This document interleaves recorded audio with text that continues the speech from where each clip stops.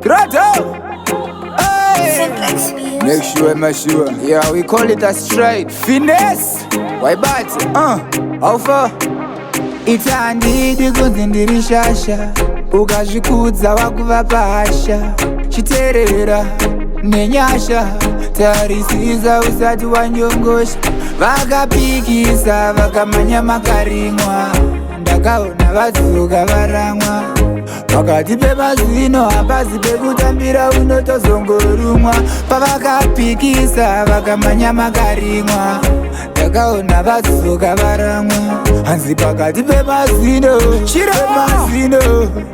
vakakurirwa neruchivo nzira kwayanga iri vaikuziva hana dzavo kana kundorova kuzina mukati hakuna mukova chizvininipisa watazvinyorova vakazongasangana nazvo vaitarisira zvakanga zvisirizvo vakanga pasina kwavari kuenda pavasarenda vambopikisa vakamanya makarimwa ndakaona vadzoka varamwa pakati pemazino hapazi pekutambira unotozongorumwa pavakapikisa vakamanya makarimwa ndakaona vadzoka varamwa hanzi pakati pemazino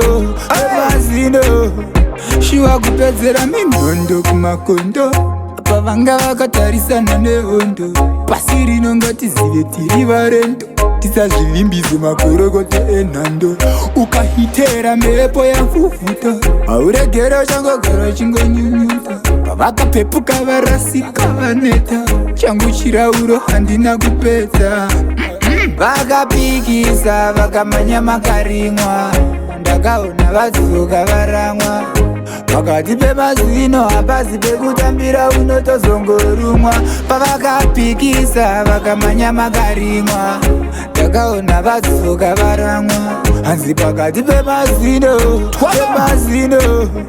unabvunza passion java vakamanya achidonha goinga vaiti vanozvigona takanga tiripo takazviona inzwa shona ita andidi kunze ndiri shasha ukazvikudza wakuva pahasha chiterera nenyasha tarisisa usatiwa variko vakapikisa vakamanya makarimwa ndakaona vadzoka varamwa pakati pemazino hapazi pekutambira unotozongorumwa pavakapikisa vakamanya makarimwa ndakaona vadzoka varamwa hanzi pakati pemazino